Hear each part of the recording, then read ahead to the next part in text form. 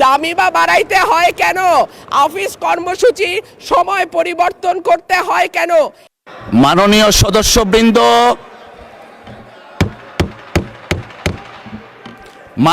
সদস্যবৃন্দ, please let us discipline ourself. যে একজন স্বতন্ত্র সংসদ সদস্য তিনি যখন কথা বলছিলেন, দুঃখজনকভাবে ট্রেজারি বেঞ্চ থেকে সম্মানিত কিছু সদস্য এমন কিছু অঙ্গভঙ্গি করেছেন যেটা আমার বিবেকে আঘাত লেগেছে। আমি এটা আশা করি না।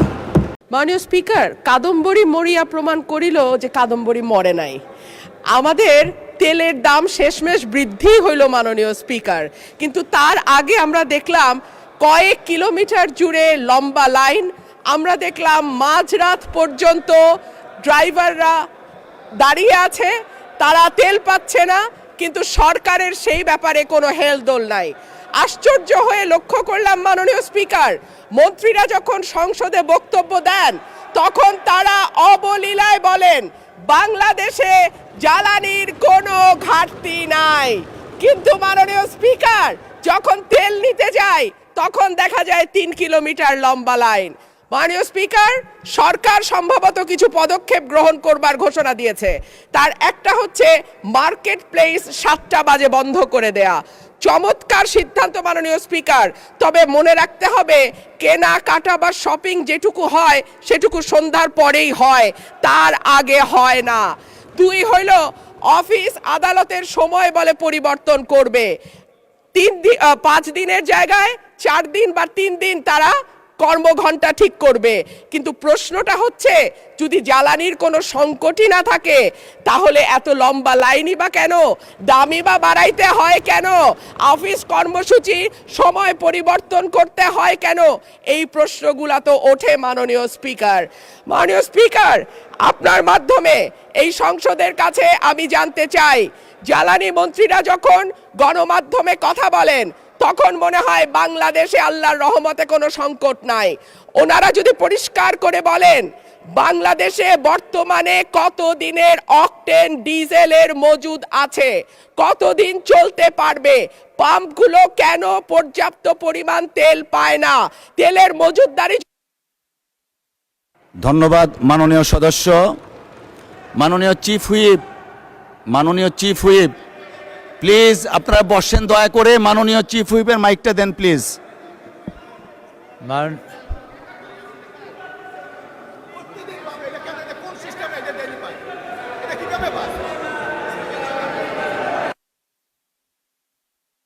মাননীয়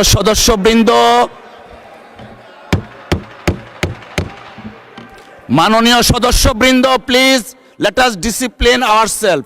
মাননীয় চিফ হুইপ, আপনি দাঁড়িয়েছিলেন।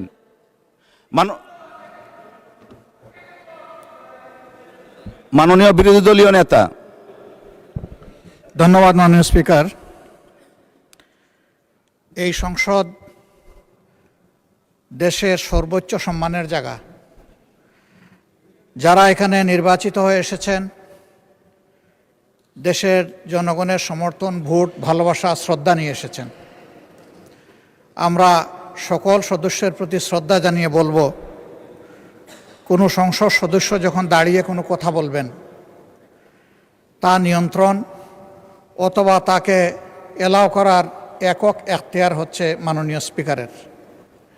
সেই জায়গায় আজকে লক্ষ্য করলাম যে একজন স্বতন্ত্র সংসদ সদস্য তিনি যখন কথা বলছিলেন, দুঃখজনকভাবে ট্রেজারি বেঞ্চ থেকে সম্মানিত কিছু সদস্য এমন কিছু অঙ্গভঙ্গি করেছেন যেটা আমার বিবেকে আঘাত লেগেছে। আমি এটা আশা করি না। এমনকি আমি এও লক্ষ্য করলাম, 1 বার 2 বার নয়, 4 বার 5 বার নির্বাচিত হয়ে এই সংসদে যারা এসেছেন তাদের কেউ এই কাজটা করেছেন। আমি এখানে তাদের নাম বলে আমি নিজে লজ্জা পেতে চাই না। আমরা প্রথম দিনই অনুরোধ করেছিলাম ভালো কিছু সংস্কৃতির চর্চা হোক এখানে, এবং আমরা শিখতে চাই। আমরা জাতিকে নিজে শিখব, জাতিকেও আমাদের সাথে উদ্বুদ্ধ করব। মাননীয় স্পিকার, আজকে 2 বারই লক্ষ্য করলাম যে ট্রেজারি বেঞ্চ যেখানে আপনাকে সবচেয়ে বেশি সহযোগিতা করার কথা, সেখানে আপনি বারবার অনুরোধ করা পক্ষেও তিনারা চালিয়েই যাচ্ছেন। আপনি মাইক দেন নাই, তারপরেও সংসদে কি হচ্ছে আমরা কিছুই বুঝতে পারছি না। আর শেষমেশ যখন মাননীয় সংসদ সদস্য রুমিন ফারহানার বক্তব্য চলছিল, বিষয়টা একেবারেই অগ্রহণযোগ্য যা করা হয়েছে। আমি এটার জন্য দুঃখ প্রকাশ করছি এবং আমি এটার নিন্দা জানাতেও বাধ্য হলাম। ধন্যবাদ মাননীয় স্পিকার। ধন্যবাদ মাননীয় বিরোধী দলীয় নেতা।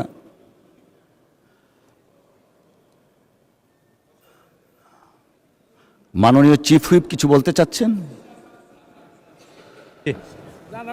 প্লিজ।